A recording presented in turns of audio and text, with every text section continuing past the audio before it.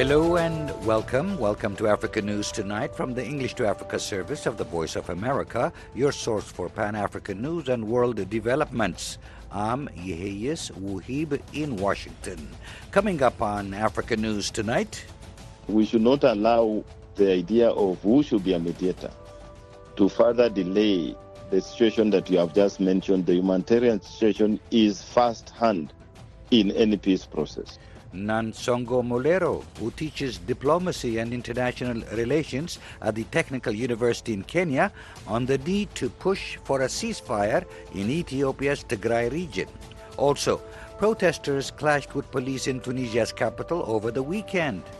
Egypt's energy minister says gas supplies in the Mediterranean region are probably sufficient to supply the needs of Europe.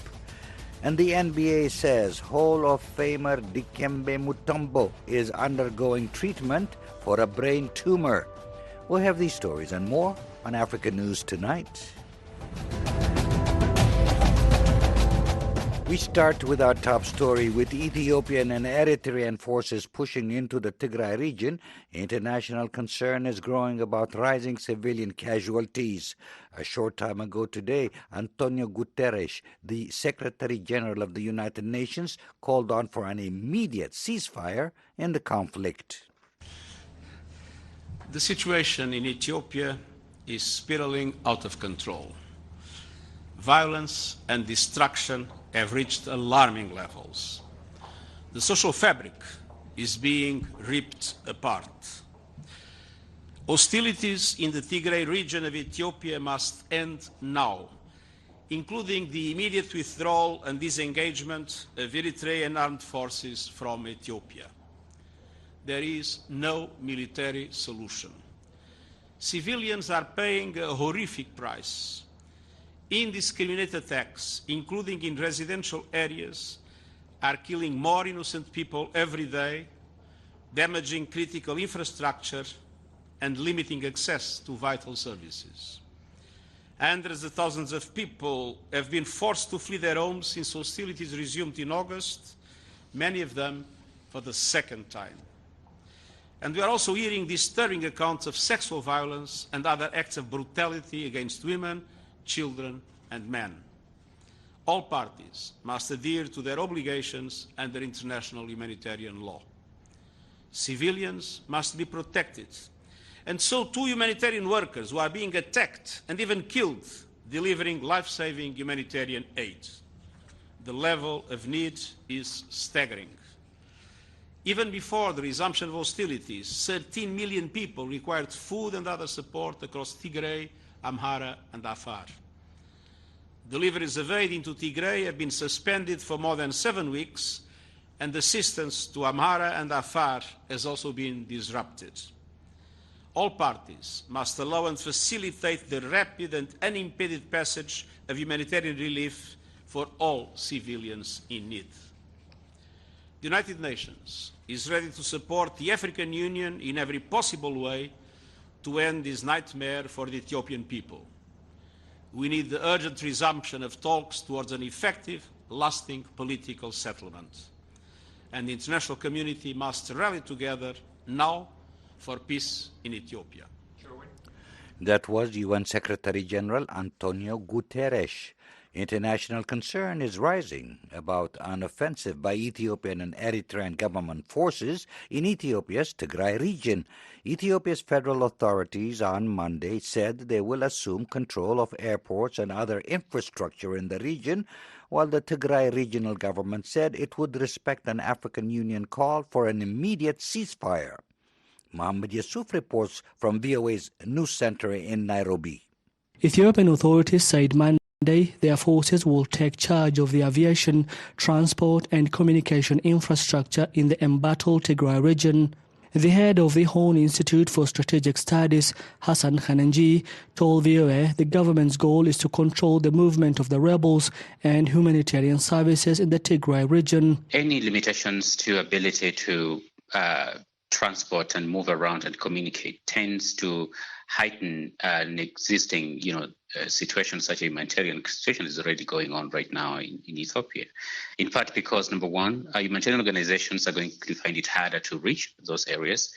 Communication is going to be limited with regard to assisting for help or humanitarian assistance. So, of course, then that is going to make things worse for those who are already vulnerable. The government defended its move to take over key facilities in the Tigray region, saying the move will protect the country's sovereignty and territorial integrity and speed up humanitarian aid to those who need assistance. In a statement, the government blamed the rebel Tigray People's Liberation Front for violating the 5-month-old ceasefire in August and carrying out an offensive against government forces and allied militia groups. On Saturday, the chairperson of the African Union Commission, Moussa Faki, called for a new ceasefire and resumption of humanitarian services. The Tigray leadership say they are not to blame for the escalation of the conflict and are ready to respect a ceasefire. The TPLF also called for the withdrawal of Eritrean troops in the region and for the international community to press the Ethiopian government to begin peace talks. This month's planned talks in South Africa failed to take off and logistical challenges were blamed for the postponement. The Ethiopian government said Monday it is committed to a peaceful resolution of the conflict through the African Union-led talks.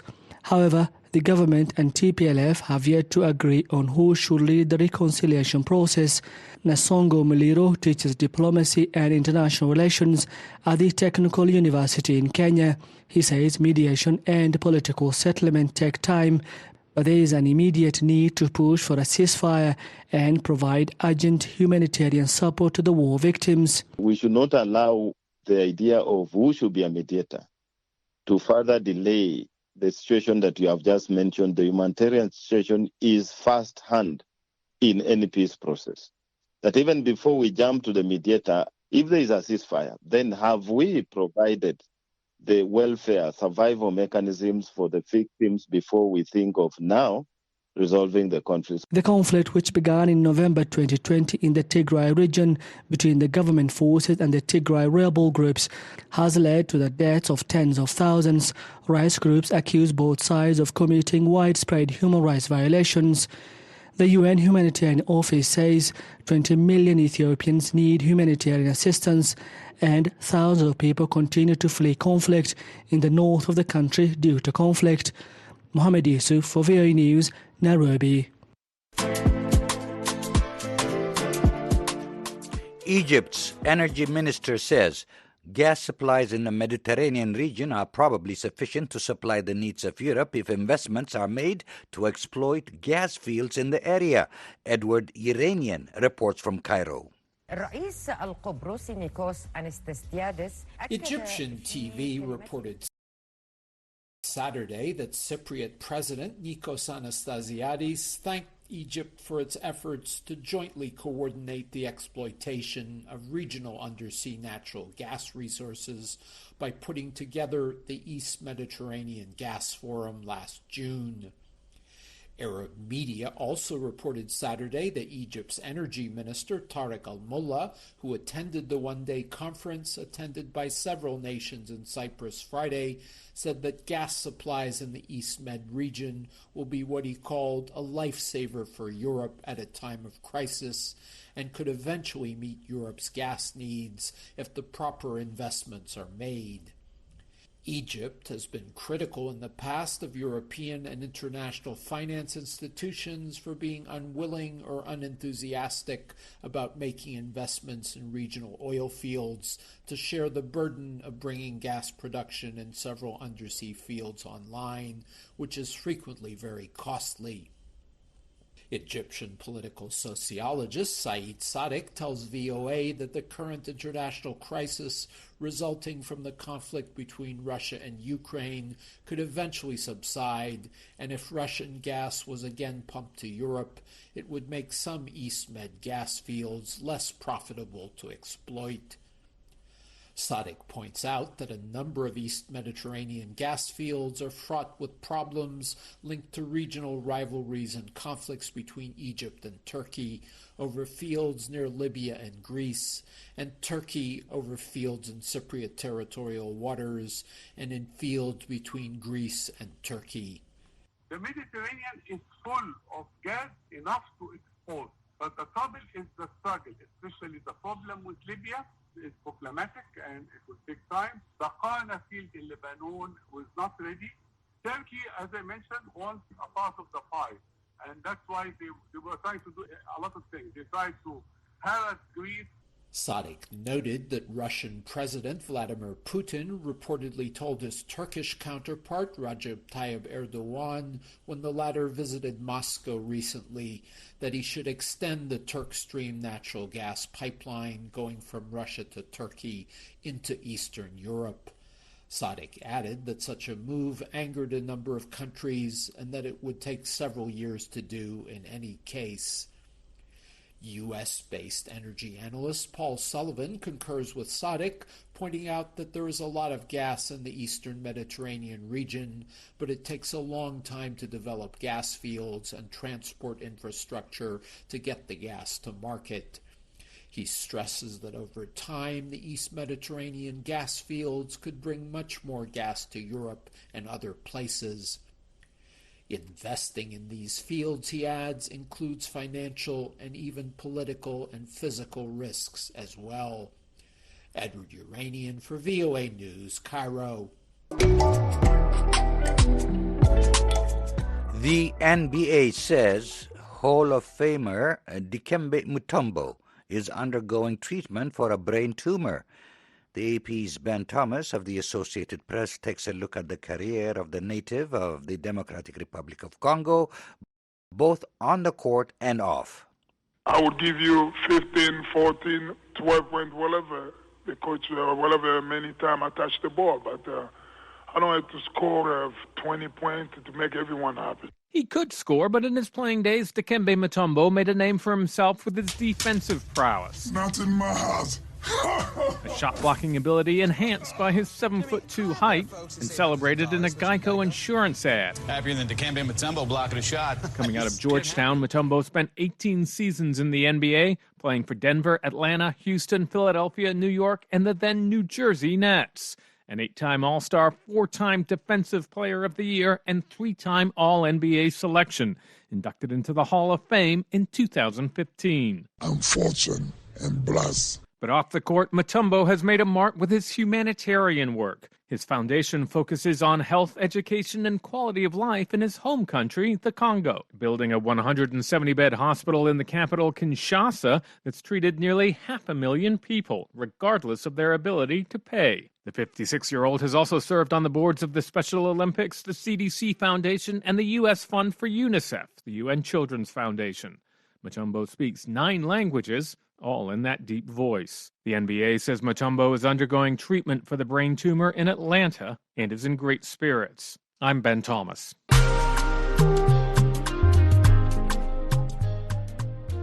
You're listening to Africa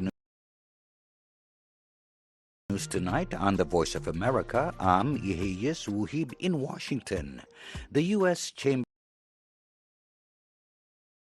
of Commerce's U.S. Africa Business Center is convening its first annual Africa Digital Innovation Competition for African startups. VOA is working as a media partner with the Africa Business Center on this initiative. Out of 17,000 candidates in 50 countries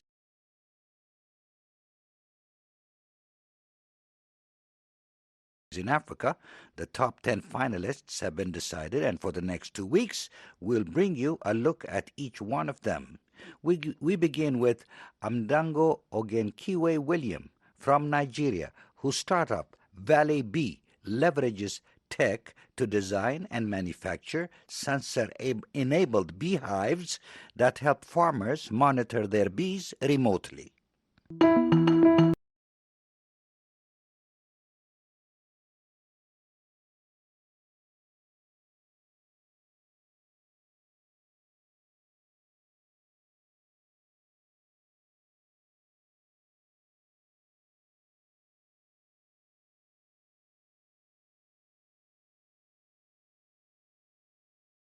Can get from being part of this competition.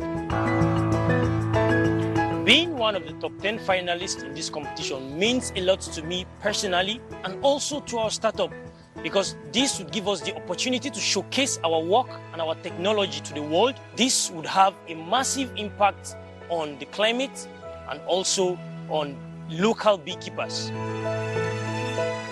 Our product is a smart hive that is IoT-enabled and sensor-enabled that constantly maintains the optimal temperature and humidity that bee needs to produce honey. With our product, farmers can increase their honey yield and actually have a great impact on their local family and also to the environment. Our project will have tremendous impact in the life of local farmers and beekeepers here in Nigeria and also in Africa, because we are producing a product that will help them increase their honey yield and also maximize their profit. And as a country like Nigeria imports over $2 billion worth of honey per year, we are empowering these farmers to cash in this market and also make the maximum of profit. Our project also have impact in the pharmaceutical and medical industry, in that honey is a very important raw material for drug production. The first thing we'll do if we win this competition is to acquire more equipment and raw material to expand our business to 2 more states in Nigeria, Kaduna and Nasarawa states.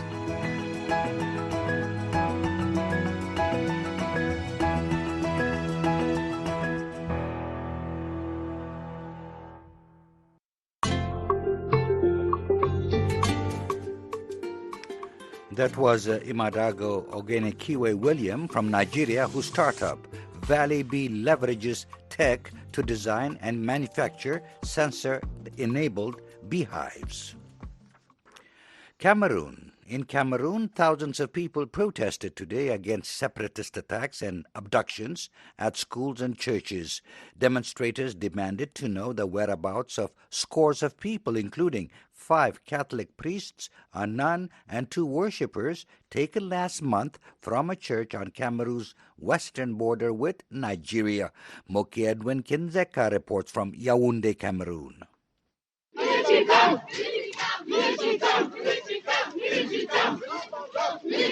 Hundreds of people marched in Ebonyi, a village in the Tombel district, asking separatists to stop brutalizing, abducting, killing and maiming civilians. The Tombel district is in the southwest region, one of 2 regions that separatist groups want to split off from Cameroon for a new English-speaking state.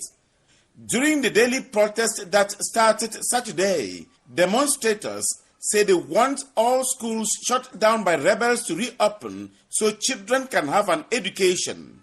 The protesters say humanitarian workers, teachers, traditional rulers, hospital staff, and the clergy, who are often harassed, abducted, or tortured by fighters, should be allowed to work freely. Protesters are demanding that all captives be immediately released and said no one should be forced to pay a ransom. Among the abducted people the protesters want released are 5 Catholic priests, a nun and 2 worshippers abducted last month from a Roman Catholic church in the town of Nchang. The clergy and missing parishioners are from the Roman Catholic Diocese of Mamfe. Reverend Father Humphrey Tatambui is Director of Communications at the National Episcopal Conference of Cameroon Catholic Bishops. He says the whereabouts of the abducted clergy remains unknown. Gunmen have been asking for money, and the Bishop of Mamfe, His Lordship Aloysius Abangalo, doesn't have that money they're asking for. And even if you had, I wonder whether we reach a point where the church should be giving money as ransom. Mbui said the church did not organize the protest, but that several hundred Christians are taking part in them. Cameroon's government says protests are taking place in English-speaking towns and villages, including Kumbu, Oku, Eswata, Wum, Kumba, and Mamfe.